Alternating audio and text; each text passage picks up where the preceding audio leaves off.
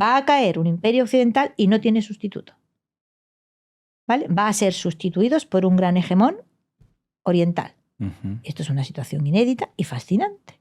No lo negarás. Estamos en el balcón viendo cómo se produce el declive de un imperio, ¿vale? Y el surgimiento de otro. Este es un momento, yo me lo estoy pasando pipa. ¿Estás hablando de Estados Unidos y China? Actualmente, ¿vale? Estoy fascinada porque además no solamente está ocurriendo esto, que estamos frente a una situación inédita en la medida en que hasta ahora lo que habíamos visto es que cae un imperio occidental y es sustituido por otro imperio occidental. ¿Sí? ¿Desde Roma? Sí, claro. ¿Vale?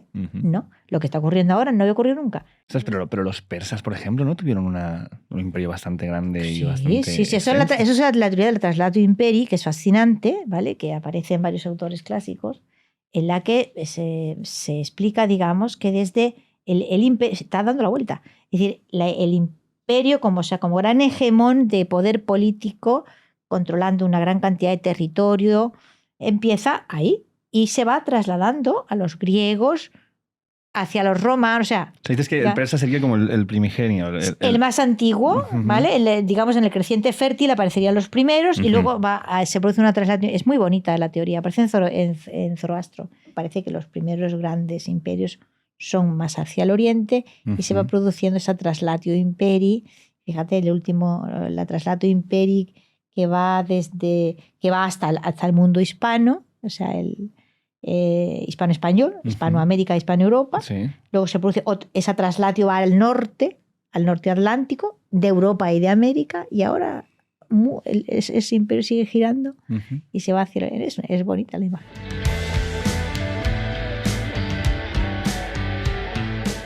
Elvira Rocabarella es licenciada en Filología Clásica y Filología Hispánica y doctora en Literatura Medieval. Ha sido profesora en universidades de España y de Estados Unidos, de entre las cuales cabe destacar Harvard, aunque su mayor trabajo como profesora ha sido dando clases en institutos como profesora de Historia y Literatura. Su figura pública se construye alrededor de los artículos que escribe en diarios como El País, ABC o El Mundo y de sus libros como Imperiofobia, Fracasología, Las Brujas y el Inquisidor y ahora su último libro, Ingrata Patria. En esta historia tocamos varios de los temas que ella toca en los libros, como los imperios y la leyenda negra alrededor de ellos, especialmente sobre el imperio español y la asunción que tenemos de la historia propia contada por los demás, como es el caso de Las Brujas y el Inquisidor, donde nos habla de la figura de la Inquisición, cómo se ha visto internacionalmente, cómo nos ha llegado a día de hoy a través de la literatura y de diferentes ficciones, y qué era realmente esta organización y cómo funcionaba. Hablamos también de la importancia de las humanidades y de qué sociedad se nos está quedando en un momento en el que estamos dándole mucha menos importancia que las ciencias exactas. Y también vamos a tocar temas como la presencia de las mujeres a lo largo de la historia y qué papel tenían en realidad en los grandes imperios, si había un sometimiento, si había una participación y cómo es leído esto a través de los prismas actuales políticos y sociales. Ese tipo de charlas tienen un carácter más serio porque estamos aquí en el estudio hablando con alguien experto en un tema, pero si quieres ver esto llevado a otro rollo, donde la comedia juega un papel más importante, te invito a que te vengas al Sentido de la Birra Live, un show en el que tú eres protagonista porque vas a darnos preguntas de las que hablar con un invitado o invitada sorpresa sobre un tema y cada show tiene un tema absolutamente diferente. Pilla tus entradas aquí abajo en la descripción y ven a formar parte de esta movida. Si te gusta verlo, créeme que te va a gustar también serlo. Y nada, que ya está, que te dejo con esa charla fantástica con Elvira Rocabarella. A ver si te gusta. Pues arrancamos. Elvira Rocabarella, bienvenida al Sentido de la Birra. Pues encantada, Ricardo, de estar aquí encontrándole el sentido a la birra, a ver si entre los dos le damos alguno.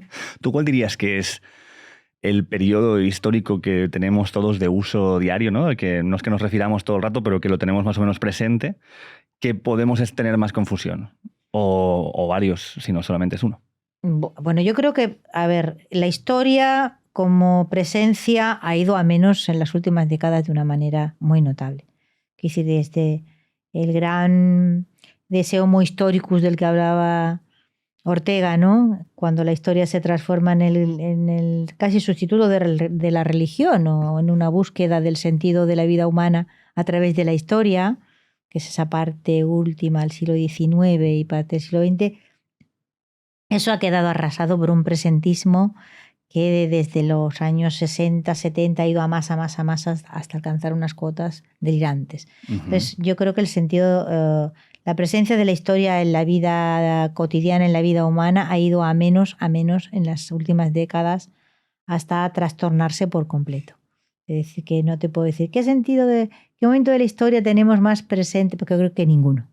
O sea, realmente hemos ido hacia el pasado en las últimas décadas para, primero, transformar todo el pasado en el mismo pasado, es decir, hemos perdido el sentido de la espesura del tiempo, que es un fenómeno complejo. Si quieres luego hablamos de eso, pero... Sí, por favor. Para que todo el pasado es el mismo pasado y luego todo ese pasado en un bloque, ¿vale? Pasa a ser juzgado y condenado. Y hasta aquí puedo leer, como decía la antigua Mayra Gómez Ken, ¿no? Es decir, tengo la sensación de que hemos llegado a una suerte de presentismo total en el que el ser humano está como flotando en medio de una nada sin sustancia, que es una nada sin pasado, porque el ser humano se ponga como se ponga, es memoria. Si algo es memoria. Y esa falta de memoria, o sea, de conciencia de su ser, habiendo llegado hasta aquí a través de una serie de etapas y procesos que cuanto mejor las conoce, más comprende su presente, eso se ha difuminado por completo. ¿Por qué crees que se ha dado? Pues por sobrealimentación. ¿Demasiados estímulos y demasiadas fuentes? Creo que, por una parte, el niño mimado, sobrealimentado, o sea, la opulencia, hace al ser humano poco generoso. Lo lleva el narcisismo, y ese narcisismo, que lo convierte en el centro de la creación, hace que todo lo que hubo antes y no era como él, o es estúpido, o es innecesario, o es porque eran tontos, o débiles, o estaban moralmente torcidos, y 20.000 cosas como esta. Es decir, que en contra de lo que normalmente solemos creer, el exceso de comodidades no mejora a este primate territorial en absoluto. Bueno, además me gusta esto que planteas porque yo vengo de una narrativa de la otra, que también es el futuro es que nos vamos al carajo porque las nuevas generaciones no valen para nada. Y el pasado, todo el mundo era idiota y no sabían hacer las cosas, entonces, claro, lo que nos queda es un presente que esto es demasiado efímero a lo mejor, ¿no? Para tenerlo como algo a lo que asirte. Es que este presente absoluto es también una situación en la que todo o casi todo lo que vale no va más allá de mi fin de semana, de lo bien que yo me lo pase este fin de semana. Entonces, este ser humano con poco asidero, porque tiene poco asidero en la medida en que tiene pocas herramientas para poder analizar su presente, los peligros de su presente, las formas de manipulación que le rodean. Hacer todo eso es complejo, requiere de una gran cantidad de herramientas que no aparecían en el cerebro humano así porque sí. Esto no aparecía porque sí. Esto había que crearlo en una paideia que era muy trabajosa, los griegos eran muy conscientes de esto, ¿vale? Que requería una gran cantidad de esfuerzo. Y eso que nos parece evidente en el caso del esfuerzo físico, o sea, a nadie se le ocurre decirle, ¡hala, toma hijo, una pelota, a jugar al fútbol! No, o al baloncesto, para nada. Usted necesita un entrenamiento tremendo. Es decir, antes de que usted se ponga ahí a intentar encestar algo, usted ha tenido que hacer flexión, una cantidad de ejercicios tremenda, aprender a correr, a respirar, a coordinar, a coordinarse. Esto en el deporte lo vemos clarísimo.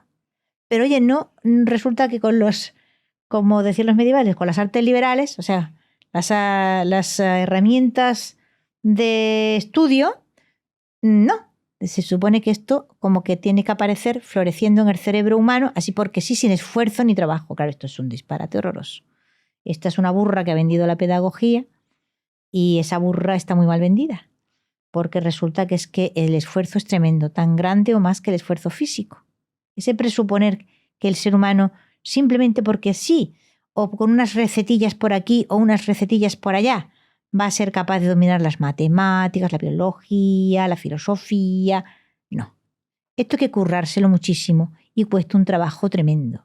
Y es poniéndole todo ese trabajo y no sale bien en muchas ocasiones, queda la cosa muy desamueblada, con muchos jirones sueltos y mal estructurada. Cuanto más, pues con esta alegría con que la gente se ha ido a pensar que así que de repente, oye, venga, que no hace falta que la gente se esfuerce mucho, que tenemos unos informes y unos enfoques y unas... No, no, no. Usted esto se lo ocurra a lo bestia. Y currándoselo a lo bestia, a lo mejor consigue que se le amueble el cerebro un poco.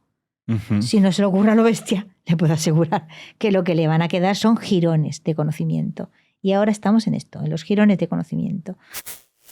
Permíteme que te quite un minuto de esta entrevista porque sé que estás hasta las narices de la aplicación del móvil de tu banco y te voy a explicar todas las cosas buenas que puede hacer por ti N26 y su aplicación. Es que esta gente se ha esforzado para que todo sea lo más sencillo posible. Por ejemplo, si eres una persona de carácter despistado como yo, te va a venir muy bien porque te manda notificaciones para avisarte de pagos futuros y domiciliaciones para que te puedas un poco arreglar el mes con lo que sabes que te va a entrar y que te va a salir dentro de nada. Otro ejemplo, el Iván, mi primo, pesadísimo. No, hombre, el Iván, lo del número de la cuenta, en lugar de tener que estar escribiendo cada Iván al que tienes que hacer una transferencia, con una foto te lo escanea y ya te lo convierte en texto para que sea todo mucho más fácil. Y tienes cosas más útiles como que al pasar por tus transacciones vas viendo cómo el saldo va cambiando. Entonces sabes antes de cada transacción cuánta pasa tenías y cuánto tienes después. Una cosita así más sencilla, pero mola. Y un montón de funcionalidades más que te dejo a ti que las descubras. Si no tienes todavía tu cuenta de N26, ábretela usando nuestro código ELSENTIDON26, donde te van a dar por abrir tu cuenta y usarla durante el primer mes 50 euros por la cara. Puedes ver las condiciones específicas cuando te abras la cuenta en la página de N26 y ya está, ya te dejo con la entrevista.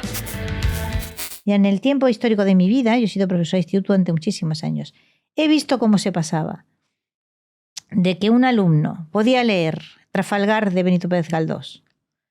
Un alumno mediocre, digamos, mediano, en una edad de 15-16 años, a que no pueda leerlo ni siquiera un alumno bueno, o sea, bien dotado por la naturaleza, con empeño y ganas. Ha habido que quitarlo. Hace ya años que se quitó a Galdós, porque no lo podían leer los alumnos. Y entonces, ¿cómo hemos llegado a esto? Pues por falta de entrenamiento. Es decir, presuponiendo que, esto es que es muy trabajoso, lo quitamos. Esto es muy trabajoso, es que les cuesta mucho a los alumnos, lo quitamos. Y así sucesivamente, claro. Llegas a 16 o 15 o 16 años y te encuentras con que le falta la mayor parte del vocabulario. Se enfrentan a una página de Galdós y cada 6 o 7 líneas aparecen 2 o 3 palabras que no conocen. Para cuando llevan una página, llevan ya tal atasco de vocabulario por detrás que es una lengua extranjera. La sintaxis no la dominan en absoluto porque solo están acostumbrados a manejar textos extremadamente sencillos. El abandono de la poesía ha sido formidable, con lo que era la poesía como gimnasia mental. ¿Vale? Yo no digo ya la belleza, no, ya eso no nos interesa. Olvídate, no, ya, claro. para nada. Solo digamos como gimnasia mental. Pues tampoco. Aún así, claro. Claro, y usted entonces hay un momento en que te enfrentas a que el alumno realmente es que no puede con aquello. ¿Es culpa del alumno? No, es que lo hemos entrenado mal o no lo hemos entrenado en absoluto. A base de, ¿cómo quiere usted que tenga colmillos si te pasas la vida dándole la comida pasada y preparada? La papilla. Pues a base de papilla no hay quien sea capaz de marcar un gol. ¿Y esto crees que se ha acentuado más en las ciencias sociales que en las ciencias puras? Bueno, las humanidades ha sido arrasador. Oye, que no te vayas a creer que en el otro lado van tirando cohetes, que también tienen unas deficiencias muy importantes. Pero si ves, por ejemplo, los exámenes, yo me he dedicado a esto, me gusta estudiar. A mí es que me gusta estudiar. Sí, yo te diría que se nota cuando lees. Malvadamente. Y entonces, por ejemplo, pues me he dedicado a ver cómo eran los exámenes, los he ido coleccionando, los exámenes de matemáticas, los exámenes de lengua, de filosofía, de las distintas asignaturas en la selectividad, los exámenes de selectividad, ahora llamada EBAU porque hay que cambiar los nombres de las cosas para que no cambie nada. Y entonces te vas viendo no el resultado de los exámenes, entiéndeme, sino el examen. O sea, cómo son las preguntas, qué se les pregunta. Y entonces también ves un deterioro en cuanto al nivel de conocimientos que se exige, por ejemplo, las matemáticas y tal. Pero en el caso de la lengua o de la filosofía, eso ha sido arrasador. Es decir, ves un examen de selectividad de 1995 o de 2000 con respecto al de ahora y es horroroso. Lo que se le pide al alumno no tiene nada que ver. Es decir... Se ha bajado la exigencia muchísimo. Hombre, es una cosa arrasadora. ¿Por qué pasa esto?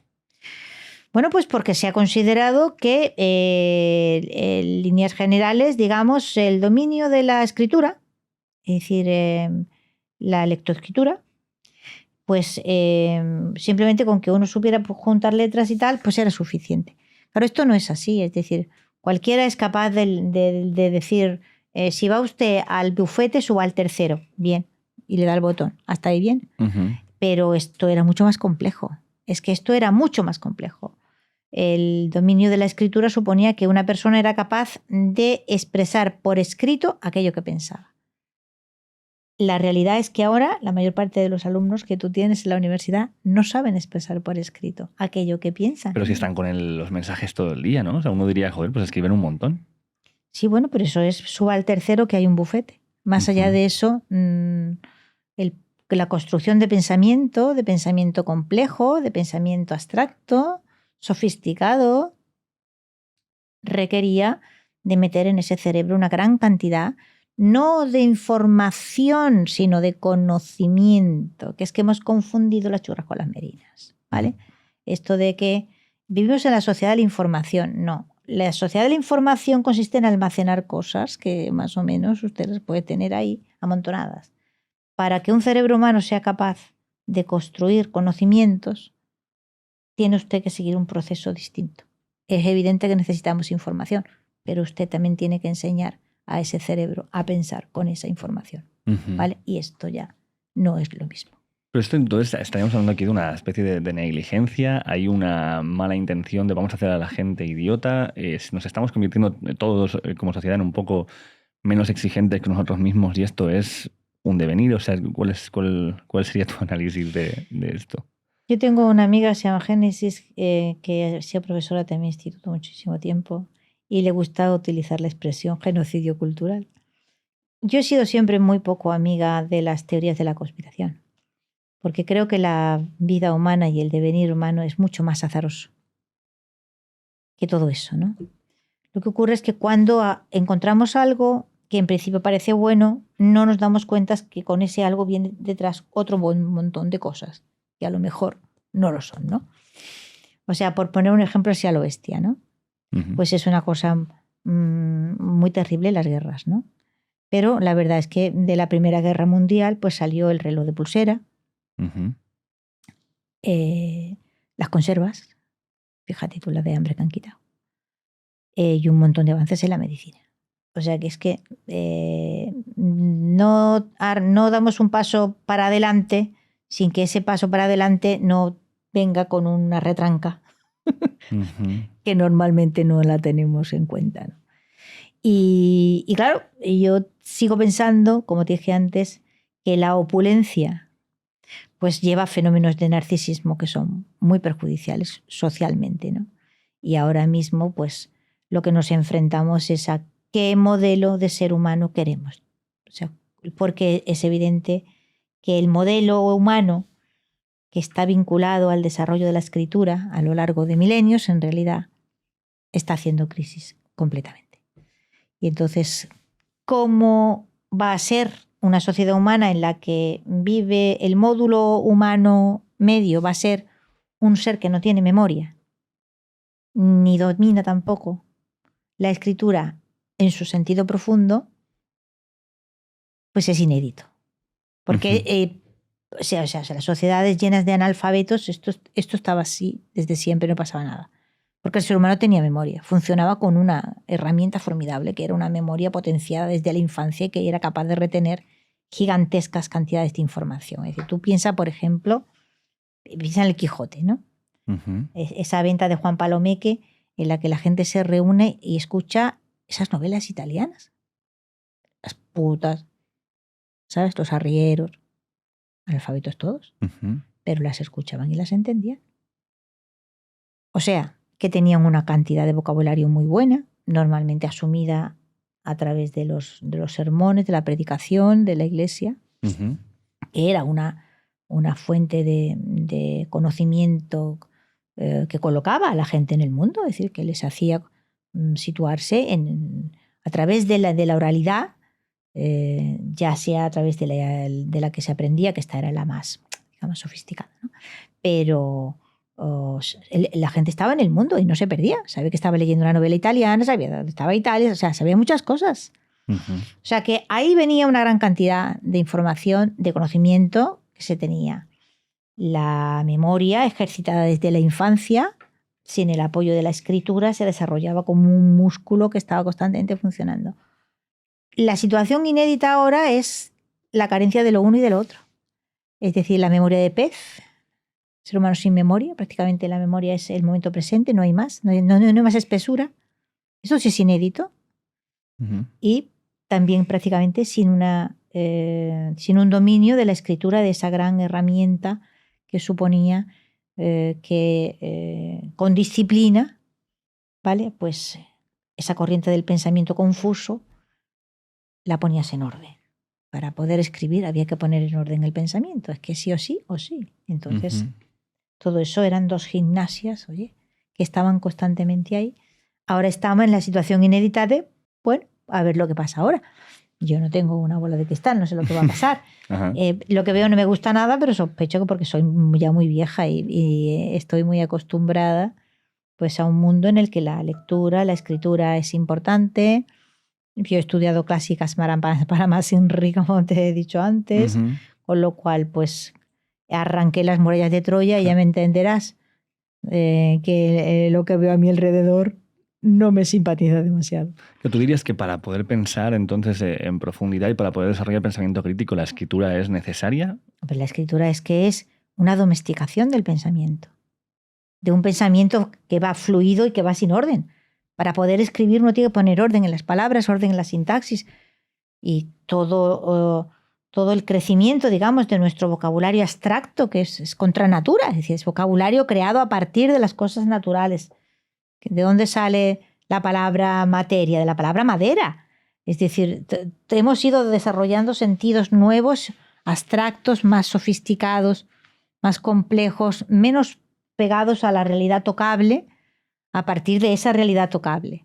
Entonces, es evidente que cómo embridas tú esa corriente de pensamiento que va fluyendo, apareciendo imágenes, ideas confusas, sin orden y concierto, para poder poner orden ahí y someter todo eso a un método, es imprescindible la escritura. Si no dominas la herramienta, ¿cómo lo haces? Yo lo veo en mí mismo, porque yo escribo solamente para mí, para pensar, ¿no? Tú, yo también. Para pensar yo cuando estoy preparando una entrevista o lo que sea, ¿no? Pero sí que lo veo también en amigos que se dedican a esto, a escribir opinión o que escriben libros de ensayo y tal, que está esta parte de, es que estoy escribiendo esto porque pensáis y me doy cuenta al escribir que de lo que pienso realmente no es esto, o que mi tesis en realmente no es esto, sino que lo que yo pensaba que era la tesis de mi pensamiento es solamente una argumentación que me lleva a una tesis más amplia, pero hasta que no te pones a hacer el ejercicio de bajarlo de tu cabeza a algo que luego puedes repasar, no te das cuenta realmente. Incluso a mí me ha pasado estar escribiendo cosas y darme cuenta de que no pienso eso. A mitad de escribir algo, decir, no estoy nada de acuerdo conmigo mismo. ¿Sabes? Absolutamente, te entiendo perfectamente. Muy curioso ese mecanismo. Yo me di cuenta hace muchísimo tiempo de eso, que cada vez, o sea, cuando tenía algo que me daba vueltas en la cabeza, que no le encontraba el libro al ovillo, que tal, me ponía a escribir, pero no me ponía a escribir con un plan, me ponía a escribir aquello que me confundía, o que me liaba, o que no atinaba. Y me daba cuenta de que por lo menos le ponía orden al problema. Y entonces el escribir y el pensar, yo es que no los puedo separar, no los puedo separar. Y me pregunto cómo lo hace quien dice que piensa, porque el cerebro, la verdad es que o tú le pones orden o él no se pone orden a sí mismo, para nada. O sea, es en absoluto como el cuerpo, ¿no? O sea, usted se podrá poner estupendo, pero usted no encesta una pelota en la cesta del baloncesto como no se ponga a trabajarse duramente el asunto, ¿no? Quiero recoger un poco cable a algo que has mencionado anteriormente, que es esta cuestión de la densidad de la historia. O lo has dicho de otra manera a lo mejor, no sé si has usado la palabra. La densidad del tiempo pasado. Sí, exactamente. ¿A qué te referías con esto? A cuando miramos hacia atrás no vemos esta densidad, sino que lo agrupamos todo de forma simplista.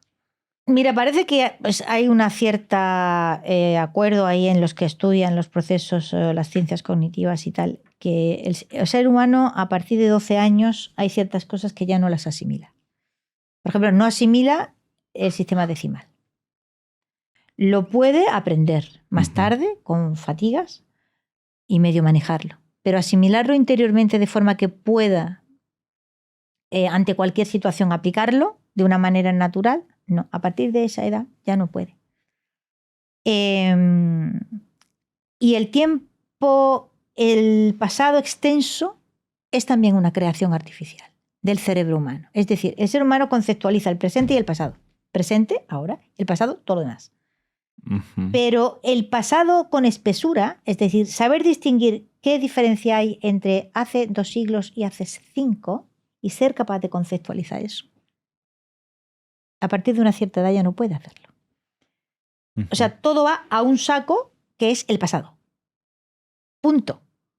Diferencia entre 5 siglos y 15, rarillo. O sea, no lo veo muy bien. No sé exactamente qué distancia hay entre el romanticismo y lo egipcio. ¿Comprendes? Todo es un golpe de pasado que es un saco en el que se mete todo. Y esa educación en esa línea del tiempo, ¿vale? Del pasado extenso, en el que éramos capaces de distinguir etapas y medir la espesura de ese tiempo, se ha estropeado. Se ha estropeado porque no lo enseñamos. Pero no se puede recuperar eso, aunque no lo Hombre, hayas claro pasado que se por ahí. puede, claro que se puede recuperar, pero tendrías que empezar a enseñarlo muchísimo antes. Pero ¿cuándo empiezas? Si en realidad la idea del tiempo la empiezas a meter muy tarde, ya con los alumnos en el bachillerato, cuando ya el cerebro no la va a poder conceptualizar. Y no la pueden conceptualizar, y yo lo estoy harta de verlo, ¿no? No la pueden conceptualizar. Es decir, entran ahí en una especie que ¿sabes? Entre la literatura, o sea, el pasado es todo lo que no es mi presente, y lo mismo me da desde la guerra civil o la guerra europea para atrás que lo que está en el siglo XVIII. O sea, todo eso pasa a estar mezclado, ¿vale? Y sin separación o concepto de distintas etapas que se suceden unas a otras y saber más o menos eso, cómo de tiempo, cuánto de tiempo, hace 5 siglos, ¿cuánto es? Hace 5 siglos. Hace 5 siglos es lo mismo que los años 20. Por ahí andaremos. O sea, no pueden separar. Les cuesta trabajo distinguir una cosa de la otra. Y eso, claro, Kant lo explicó divinamente. O sea, el ser humano construye los conocimientos sobre un eje espaciotemporal. Si no es capaz, si en su cerebro no ha fabricado ese eje espaciotemporal, geográfico, que le ubica las cosas en el mundo, y de tiempo, que le ubica las cosas en esa línea de que hemos hablado, va a ser muy difícil. Los conocimientos se quedan colgando, ¿sabes? Son como globos flotando. Pero no tiene herramientas para construir. ¿Comprendes lo que te decía antes? Claro. Almacenar información no, es saber construir conocimientos, no los globos flotando, ¿no? Y estamos en la etapa esta de los globos flotando. Bueno, a mí me pasa a mis 36 años que cuando me enfrento a leer sobre historia, por ejemplo ahora con el libro, que ahora lo presentaremos y tal, pero cuando me enfrento a cualquier cosa histórica tengo que hacer el ejercicio de, vale, ¿y qué estaba pasando en otra parte del mundo? Para poder entender en contexto, porque a veces cuando estudiamos historia, a mí me ha pasado que he estudiado cosas en el cole, que luego he aprendido cosas en otro lado y luego digo, esto estaba pasando a la vez, pero porque no tenemos también la dimensión de, mientras que pasaba algo en una parte del mundo, que pasaba en otra parte y cómo eso luego al final se entrelaza. Y creo que también es tan vasta la historia que es muy difícil también abarcarlo para un ciudadano de a pie, por decirlo de alguna manera.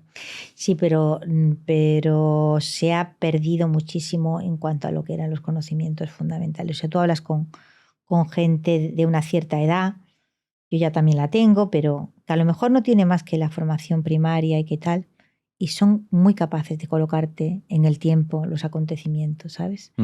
Y en cambio hablas con gente incluso con una formación universitaria y muchísimo más joven, y en cuanto o sea, en cuanto cambian el carrilillo, ya están mirándote con esos ojos perdidos de no saber qué es lo que ha pasado aquí y de qué le estás hablando, ¿no? Y dice la caída de Constantinopla y te miran como diciendo Constantinopla.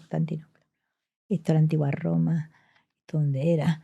O sea, ¿sabes? Ha habido ahí unos batacazos por falta de construcción, que dice que es que la gente no es más tonta ahora que para nada. Lo que ocurre, bueno, es que una parte del tiempo, sea las asignaturas fundamentales, han perdido horario de una manera alarmante, los libros se han llenado de cosas peregrinas, esto de aprende por proyectos, ¿no? Y se pasan la vida todo el año entero alrededor de un solo asunto. Pero bueno, ¿cómo vamos a tirar nuestro relato alrededor de una casa romana? Perdona que te diga, habrá que empezar con los etruscos a ver si agarramos Roma en sus comienzos y cómo se desarrolla esa cultura, esa civilización. Dale que te pego con la casa romana y el impluvium. Todo el año entero alrededor de esto.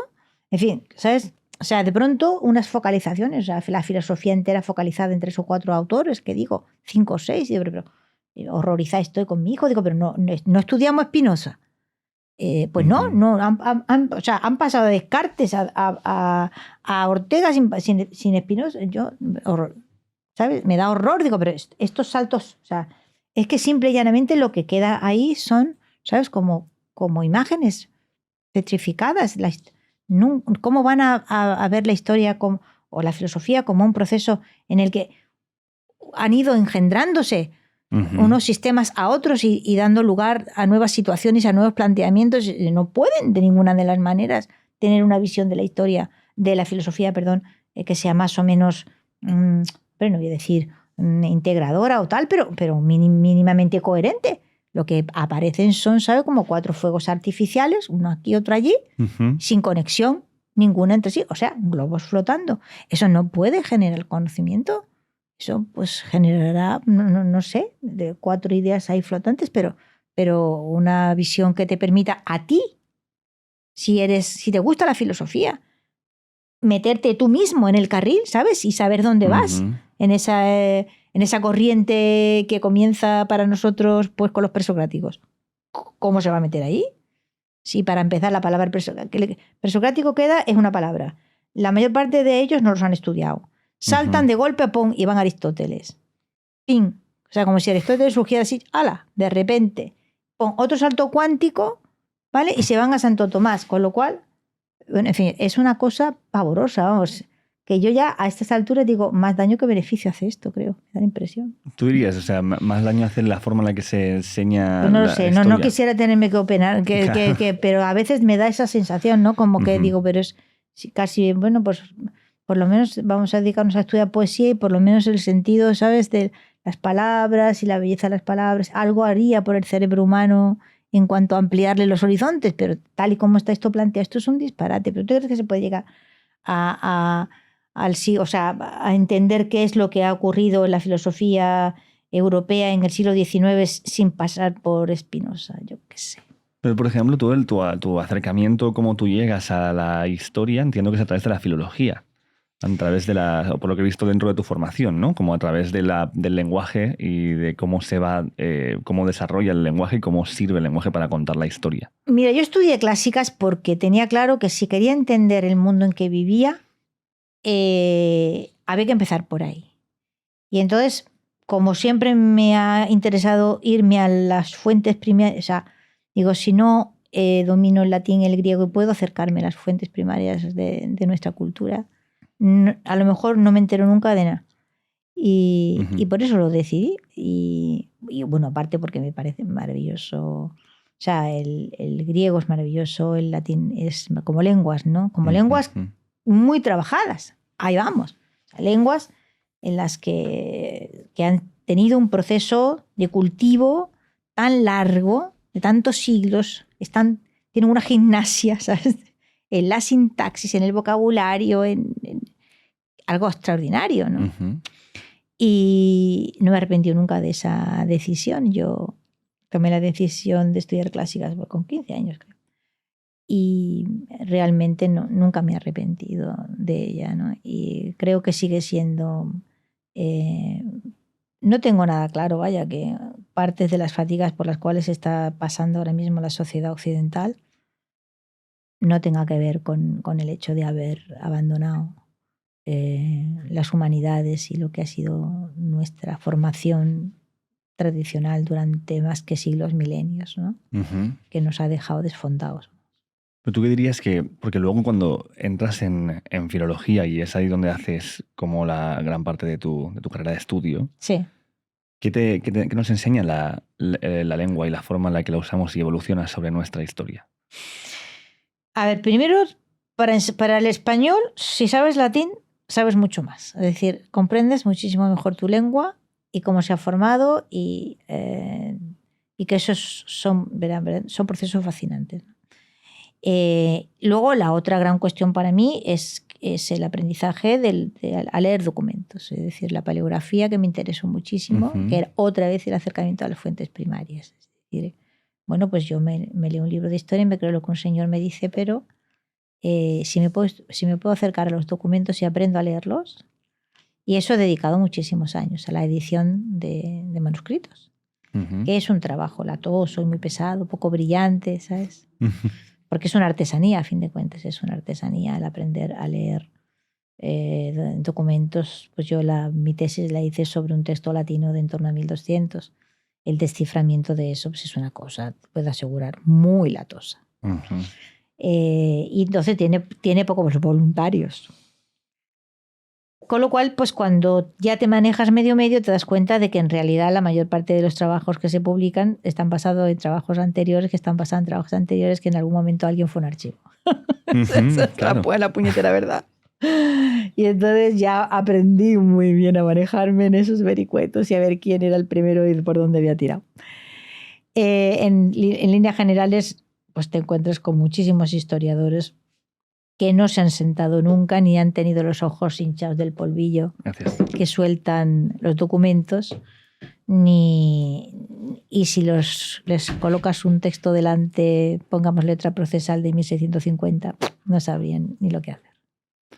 Claro, pero entonces, dentro de esto tú ves que hay una visión, o sea, por lo que veo también en lo que he leído en tus trabajos, como marcas claramente una importancia del relato y una importancia de lo que son las estructuras narrativas a la hora de mantener la historia como algo que sirve para el presente de quien la está escribiendo. O sea, tú ves a través de la escritura y de cómo se utiliza, como la historia, no sé si es una historia o si son muchas historias que al final uno puede entrelazar los puntos comunes para llegar a algo parecido a la verdad, ¿no? Pero no sé si la historia. Mira, la verdad es una aspiración, o sea, hay que ser humilde. El ser humano, ¿vale?, se acerca trabajosamente a la verdad. Eso no quiere decir, como se ha impuesto últimamente, que es que el relato, como si cualquier relato variara. No, mira, vamos a ver, aquí hay un orden, ¿vale?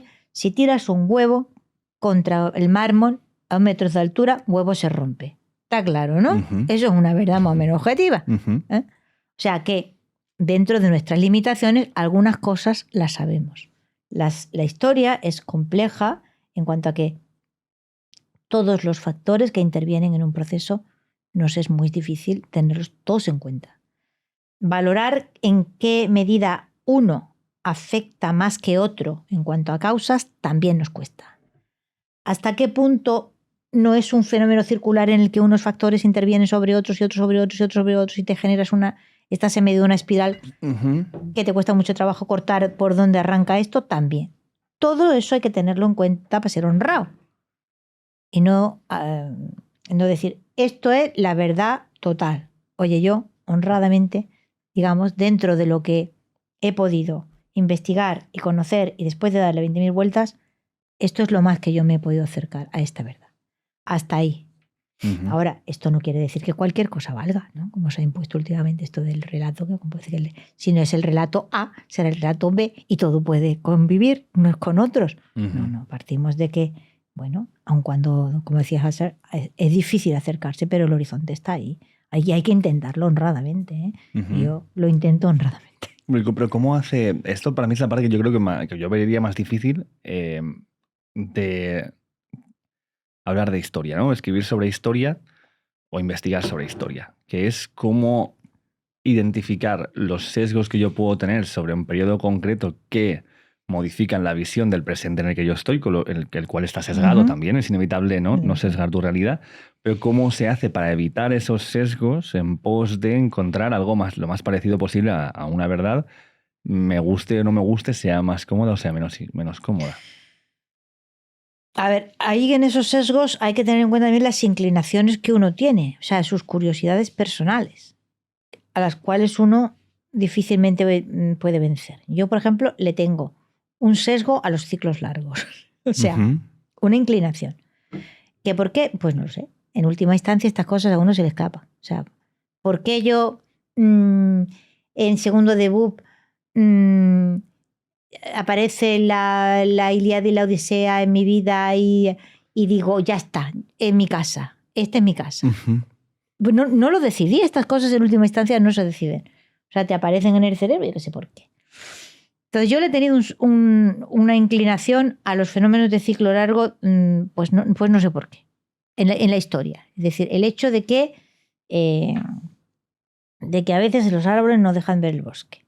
O sea, que nos concentramos en puntos determinados de la historia y sin embargo abandonamos el hecho de que la historia tiene una serie de, a simple vista, ¿no?, fenómenos que se repiten.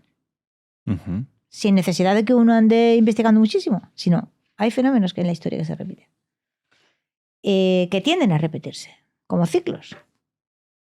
Y la sensación, vamos, que creo que no es sensación, que es una realidad, de que esos fenómenos de ciclo largo han sido muy desdeñados por la historiografía. Los imperios, claramente, y el otro fenómeno de ciclo largo, que también ha sido absolutamente desdeñado, aún más, es el de las religiones. Es decir, los procesos que nos permiten, sino comprender, pero sabemos que las religiones nacen, que evolucionan y mueren. Uh-huh. También es un fenómeno de ciclo largo, todavía de ciclo más largo que los imperios, ¿no? Y me concentré en el asunto de los imperios, pero por el Imperio Romano, no por otro motivo. Es decir, porque yo quería comprender cómo se había producido un fenómeno tan tremendamente importante. Oye, para tu vida y para la mía, que es que vivimos sobre los cimientos que puso ese imperio. Uh-huh. Nos guste o no, esto ya no es una cuestión de sesgo. A mí me da igual, yo no tengo ni simpatía ni antipatía ni nada. Es que es la verdad. Uh-huh. Aquí estoy, este es el barrio.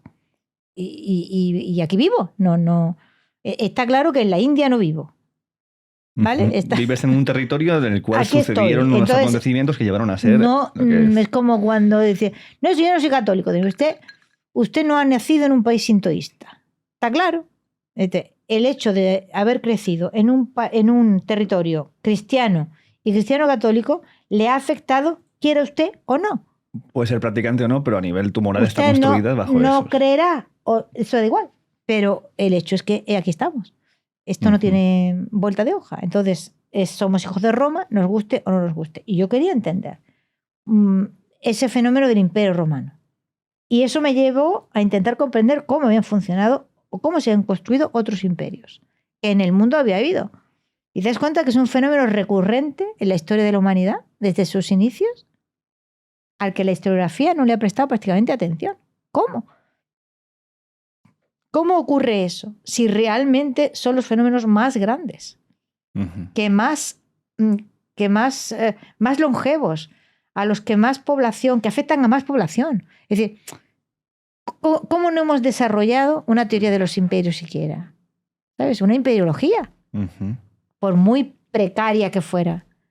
Ni eso. O sea, era algo que me resultaba, como en el caso de Cornelia, ¿no? Que como no se ha fijado nadie en la hija menor de Escipión el africano, por Dios, es un señor espectacular. O sea, ¿cómo no se ha fijado nadie? Pues ¿cómo no se ha fijado nadie en el hecho de que en todos los continentes, esa aparición de grandes imperios, de grandes unidades políticas que se expanden, se estabilizan, tienen un periodo largo, que normalmente es plurisecular, en el que hay florecimiento del comercio, en el que hay crecimiento demográfico, y luego entran en crisis que siempre son internas. O sea, es un fenómeno reiterado. ¿Por qué no se estudia esto? No lo podía comprender, sigo sin poderlo comprender. A mí me sigue pareciendo fascinante. Lo mismo que me sigue pareciendo fascinante, aunque no me...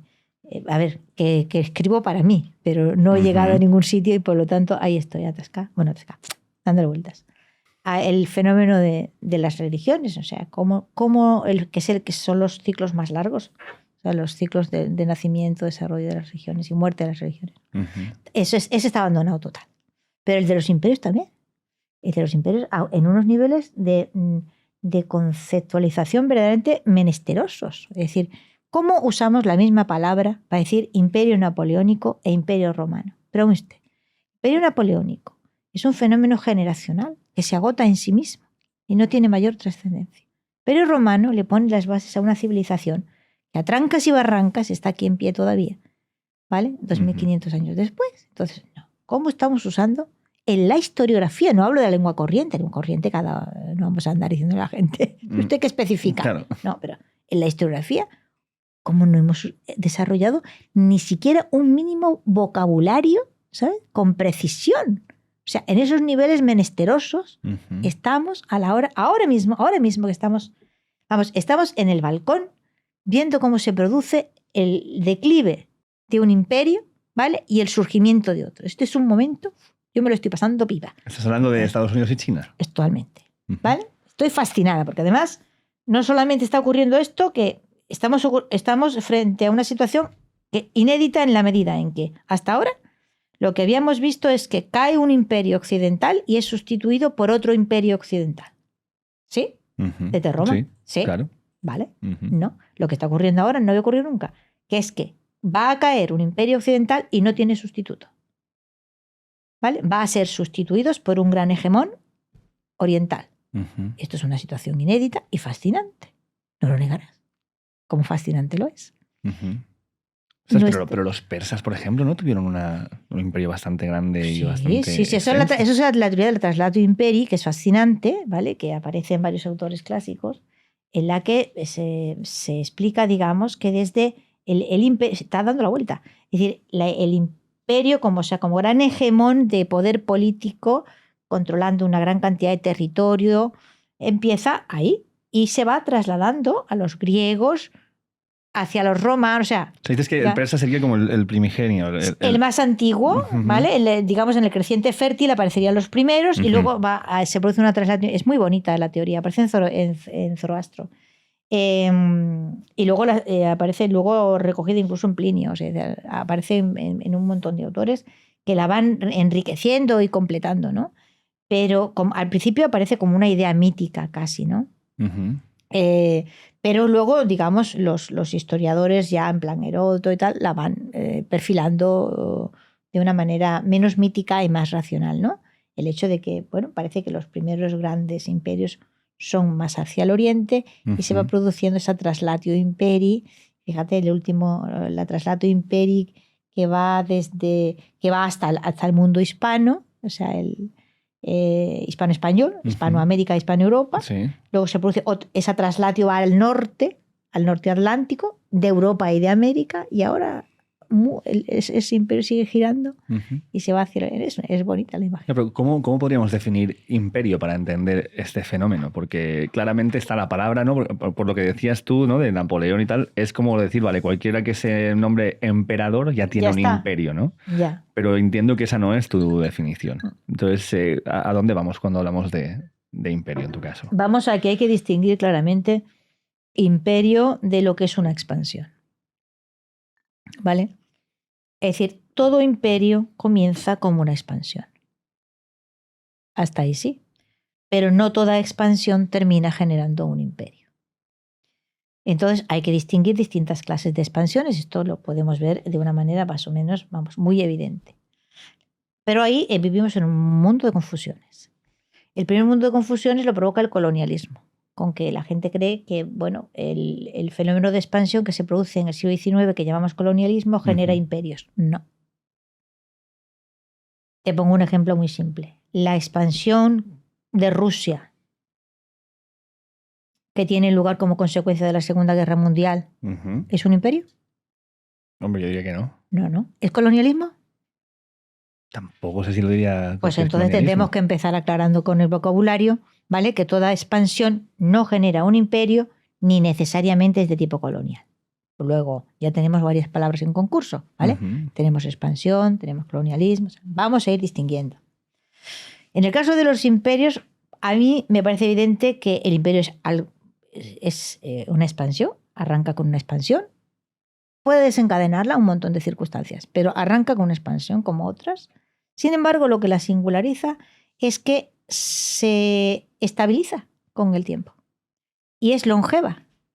Es decir, no es un fenómeno como el colonialismo, como la expansión soviética, como la expansión napoleónica, que tiene una vigencia muy virulenta durante unas décadas y se muere rápido. No, el imperio dura, es muy longevo, dura siglos y produce una situación irreversible que afecta normalmente a uno o dos continentes por su propia longevidad. los imperios avanzan normalmente por replicación. Es decir, generan un sistema de expansión que es inclusivo. Si no generan un sistema de expansión que es inclusivo, entonces no consiguen estabilizarse. Ujú.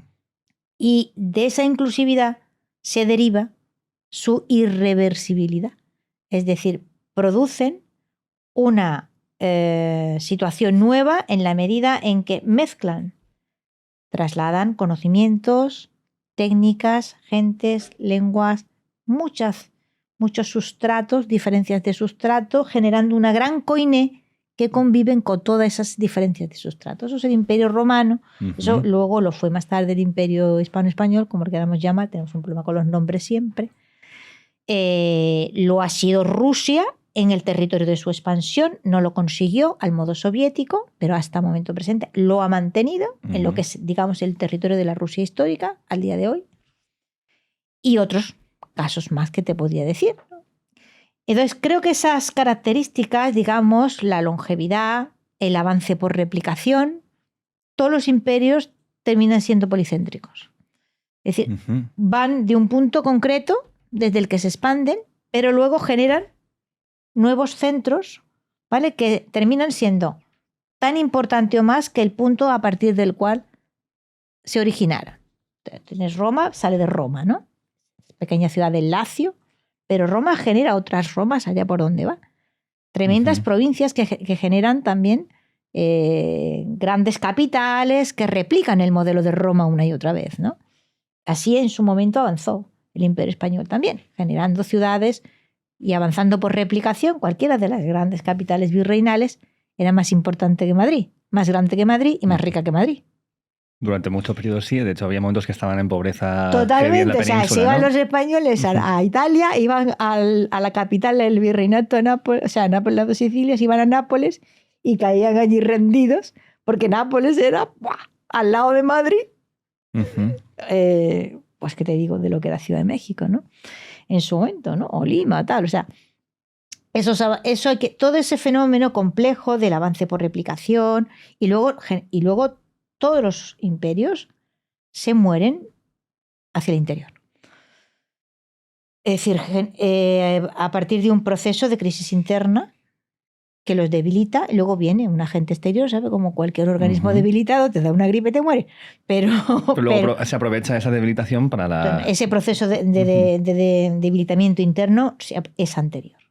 O sea, y es casi un proceso orgánico que a mí me resulta interesantísimo. Entonces tú verías en el imperio como característica intrínseca la pluralidad, porque si estás adaptando cosas que forman parte del mismo y no puede ser solamente a través de la sumisión constante, porque si no te aparece una rebelión inevitable que lo va a destruir. No te estabilizas. Entonces, los imperios son adaptativos a las culturas que van invadiendo. Son adaptativos y de alguna manera consiguen establecer un modelo en el que, bueno, te estás mejor conmigo que contra mí. Es decir, te ofrecen ventajas.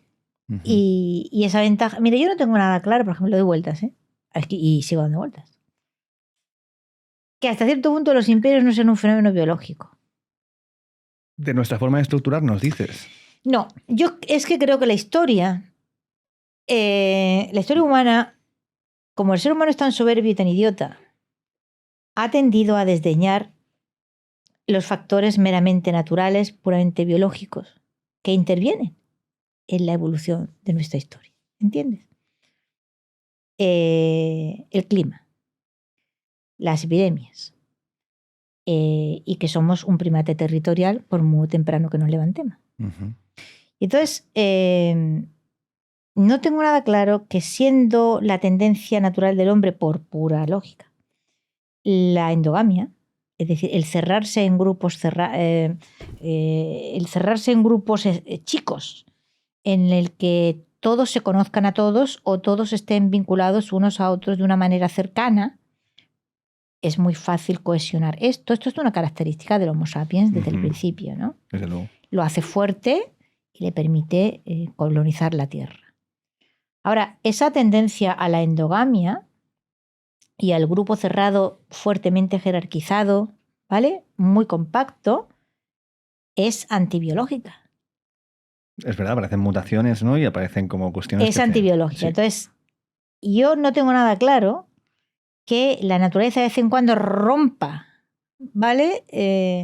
Esas estructuras en pro de la variedad, para producir no solamente más variedad genética, sino también un trasvase y un trapicheo de conocimientos. Yo te enseño a ti esto, tú me enseñas a mí lo otro, y, ¿sabes? Tecnología, aunque sea en sentido muy primitivo, pero intercambio de conocimiento. Y que de vez en cuando aparezca un grupo humano que tenga esa característica rara de no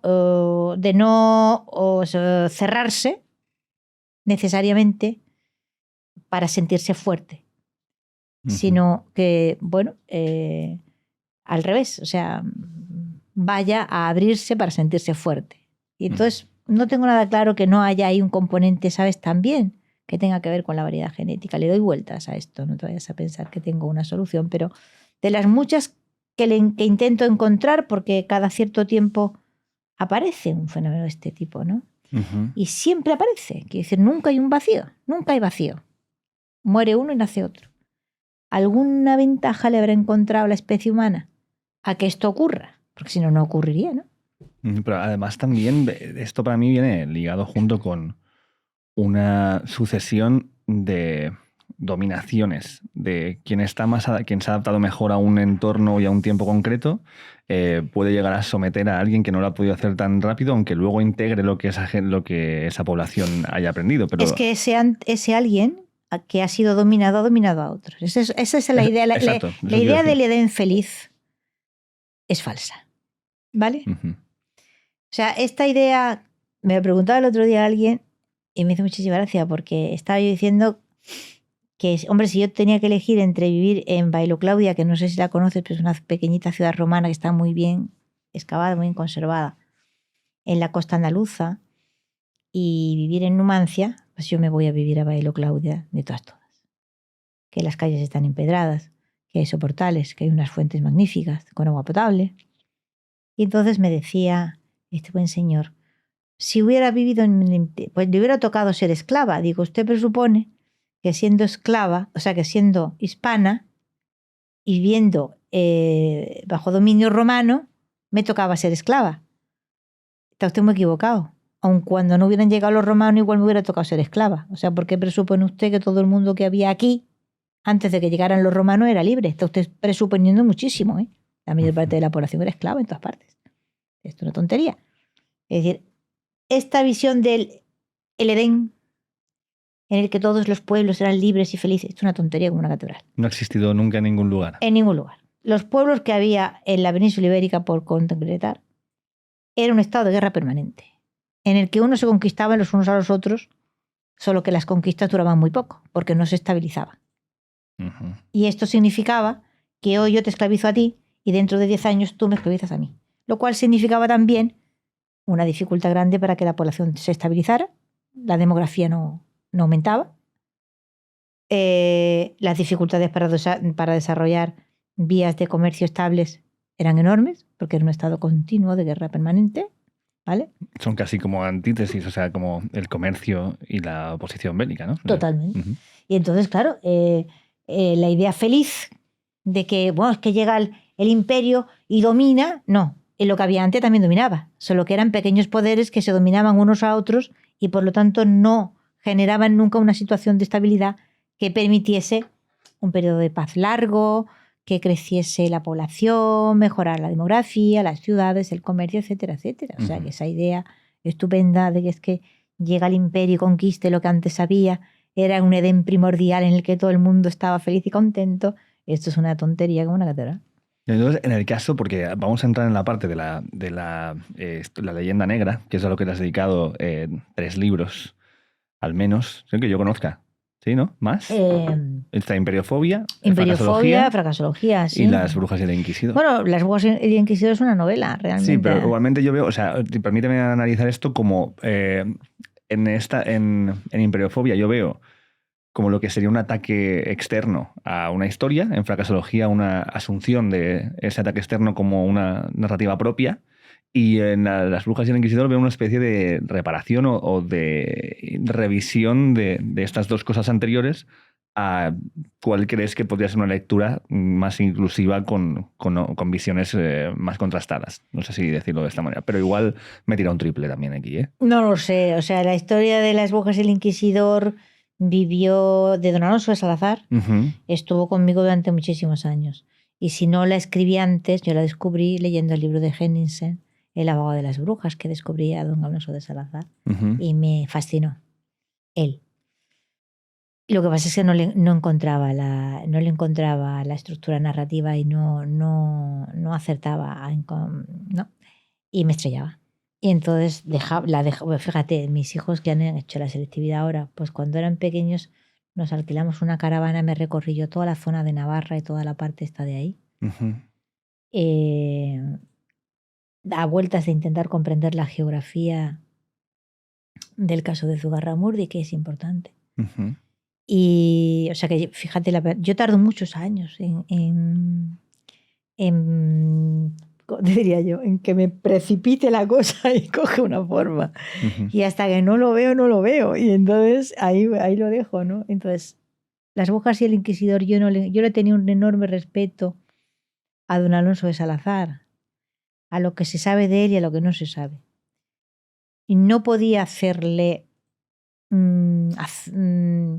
usarlo como un personaje literario, haciéndole hacer cualquier cosa. Yo ya sé que no hay una ética de la novela histórica, pero yo tengo la mía. Y yo no podía hacer, pues, mutatis mutandis, que no pretendo comparar en absoluto, pues agarrar a Adriano como hizo Yucenar y convertirlo en lo que no fue. Y entonces, en ese ir y venir, pues por pura torpeza no se me ocurrió ponerle la vela a quien había que ponerse desde el principio, que era don Benito Pérez Galdós. Y de pronto se me iluminó el cerebro. Digo, pues ese es el sistema de Galdós, o sea, hay que seguir los episodios nacionales. ¿Qué hace Galdós? Pues Galdós crea un marco histórico que respeta absolutamente, a rajatabla, y luego crea unos personajes que no son históricos, pero que acompañan a los que sí lo son, y le permiten darle a la narración una variedad, traer a esa narración también historias en paralelo, etcétera, etcétera, que le dan espesura y que permiten, bueno, pues crear una historia. Yo no podía poner a don Alonso a hacer viajes para acá y para allá, averiguando cosas que era necesario contar en la novela. ¿Por qué? Porque estaba atornillado en Logroño. Y yo sabía que de ahí, bueno, o no sabía si se había movido, pero en cualquier caso no tenía ningún documento que me lo justificara. Yo sabía que él sabía de Pierre de Lancre y de toda la conexión francesa, porque en sus documentos él lo menciona. Pero cómo él había llegado a saber todo eso, yo no lo sabía. Entonces, ¿cómo acarreaba a la novela toda esa información que le permitió a él comprender todo el proceso de Zugarramurdi? En fin, que don Benito fue bueno conmigo y me amparó y me iluminó, y entonces conseguir crear esa estructura narrativa que me permite contar la historia de las brujas, la historia del extraordinario, maravilloso inquisidor que evitó tantas muertes y tanta desgracia en ese territorio, sin violentar los documentos, sin violentar a la figura de don Alonso y hacerle hacer cosas que yo no sé si hizo o no hizo, acompañándolo con otros personajes, contar toda la conexión francesa, que a mí me parece fundamental. Ojo que la idea no es mía, que esa idea de la conexión francesa es de Caro Baroja. Lo que pasa es que él no la dejó nunca escrita, pero sí la dejó contada en una entrevista. Y yo fui y vine mucho a eso y estoy convencida de que realmente él tenía razón. Luego encontré ese documento que aparece ahí transcrito, que vincula claramente a Enrique IV con la persecución de las brujas en la Navarra francesa, la aparición de Pierre de Lancre e inmediatamente la aparición del caso de Zugarramurdi. Yo creo que hay claramente azuzar un problema desde el lado francés con el objeto de estabilizar la Navarra española y de provocar un conflicto. Lo que pasa es que Enrique IV fue asesinado en el mes de mayo y entonces todo eso se vino abajo, ¿no? Claro, es que yo de hecho, te lo estaba diciendo antes de empezar a grabar, que yo entro a tu obra a través de ese libro porque estuve en la presentación de los Premios Primavera, que te lo dieron por Las Brujas y el Inquisidor, y fue como, me chocó por toda la idea o que yo tenía sobre la Inquisición y lo que había podido aprender entonces como alguien curioso que no ha tenido acceso académico a ello, sino que pues ir buscando y tal. Y luego eso me hable a leer más de tus trabajos y ver que también me pasaba esto, ¿no? Esta disonancia cognitiva con otras partes de esta leyenda negra de España, pero luego además el hecho de ver de que cuando se habla de leyenda negra muchas veces salen voces con mucha alarma de que se esté revisando la historia, ¿no? De hecho, creo que revisionismo es algo que se usa casi que de una manera negativa. Muchas veces ya están los revisionistas, ¿no? Diciéndonos cómo tienen que ser las cosas y a la vez me genera mucha... Es lo que te digo, una disonancia de decir, vale, si esto me lo han contado así toda la vida, ¿sí? ¿Por qué ahora esto nuevo que me llama la atención, qué noción de verdad tiene y cómo lo contrasto con lo que llevo sabiendo o asumiendo como cierto durante todo este tiempo? Y a mí por eso tengo muchas ganas de hablar contigo vale, de cómo conviven estas narrativas, cómo convive lo que hemos escuchado de la Inquisición durante tanto tiempo o de la invasión o colonización, como la quieran llamar, de Latinoamérica con lo que los datos que vamos viendo ahora y con lo que tú aportas nos está enseñando. O sea, ¿cuándo decidimos si prevalece más una cosa o la otra como la historia que aceptamos todos? En el caso de la Inquisición, desde luego, no tiene vuelta de hoja porque tiene archivos para aburrir y entonces ya han sido bastante estudiados. Entonces, ahora lo interesante es el intentar comprender cómo la Inquisición llegó a transformarse en ese monstruo colectivo que es en el que, bueno, está el país lleno de museos inquisitoriales, lleno de aparatos de tortura que la Inquisición jamás utilizó, ¿no? Entonces, ahora el fenómeno fascinante es intentar comprender esa creación. Uh-huh. No el hecho de que ya sabemos lo suficiente, pero no hay investigaciones estupendas. A Gustav Henningsen, que ha fallecido recientemente, pues debemos que se metieran en los archivos y desempolvara una buena cantidad de información. A profesor Contreras también Uh-huh. y a otros muchos. Es decir, ya hay una cantidad de información que nos permite saber que realmente de todos los tribunales en concurso en este tiempo, el tribunal de la Inquisición era con mucho el más benigno y el más suave. No estoy hablando de tribunales religiosos, estoy hablando de tribunales. La Inquisición era mucho más benigna y mucho más suave que los tribunales civiles, por ejemplo, sin discusión. ¿En qué sentido?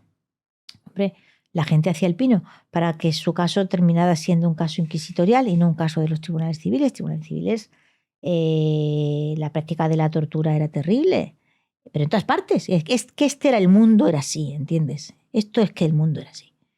La Inquisición fue el primer tribunal que la tuvo sometida a reglamentación y que la utilizaba el profesor Henningsen de Illinois. Oye, te animo a que le leas y tiene unos datos que son ridículos.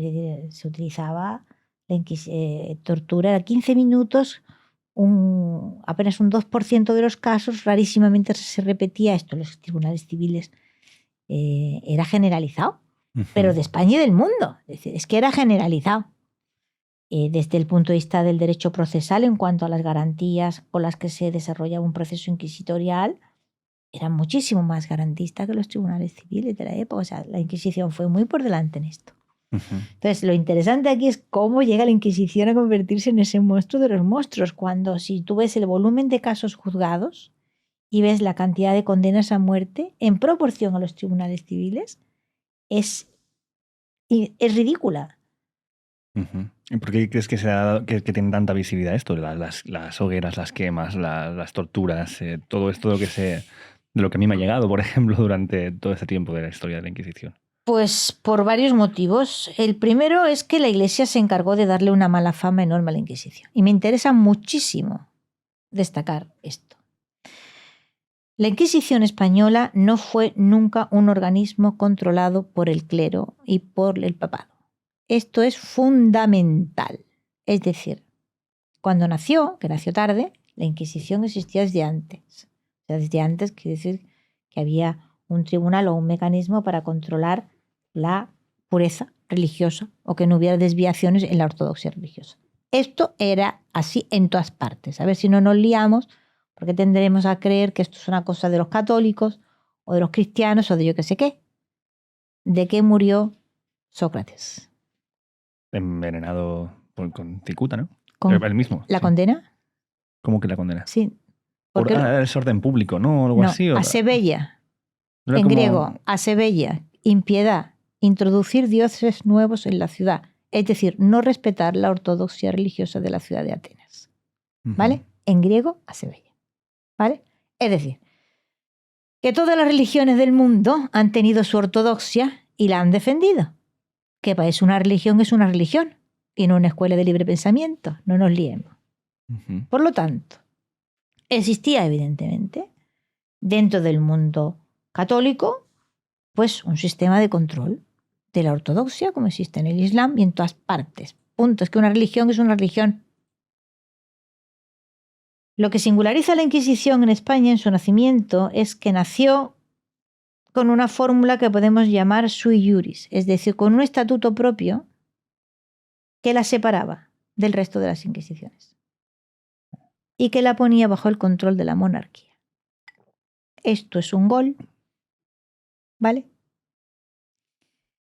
Que en un momento dado le coloca... Bueno, en un momento dado, Alejandro VI, el Papa Borgia, se dio cuenta del gol. Los estatutos los crea Torquemada. Si quieres entender la enorme mala fama que tiene Torquemada, vete por ahí.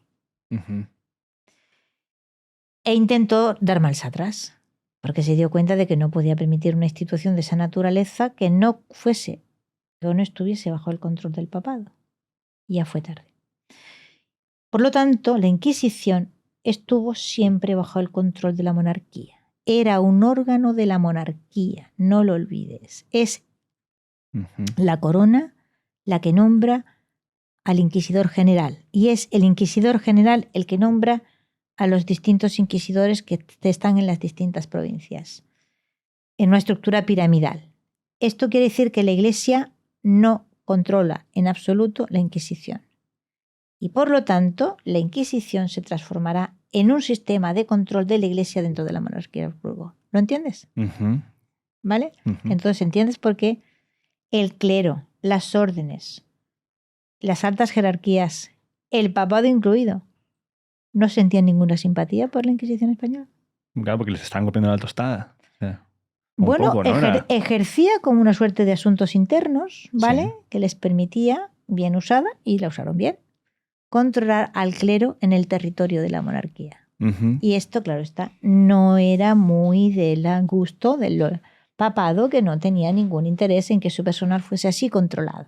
No, eso además, te ayuda a comprender una parte grande, ¿vale? Claro, es que la Iglesia además es un Estado en sí mismo. Lo es, siempre Entonces, lo ha sido. Es como de repente un Estado se ve doblegado por otro Estado. Con unas medidas muy astutas y bien administradas. A ti que entiendes que la Iglesia ha sido una fuente importante. De hecho, si te pones a mirar, por ejemplo, el libro de Llorente, ¿quién era Llorente? Pues era un cura, que pasó por ser la historia oficial de la Inquisición durante el siglo XIX y fue verdad revelada.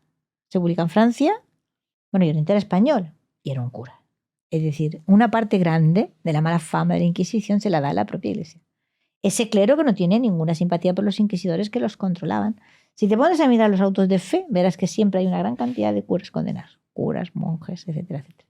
Controlaban muy, muy desde dentro pues actividades que no consideraban lícitas. Y, o sea que esto, con esto ya te orientas, ¿no? Y luego también, evidentemente, fue utilizada desde el exterior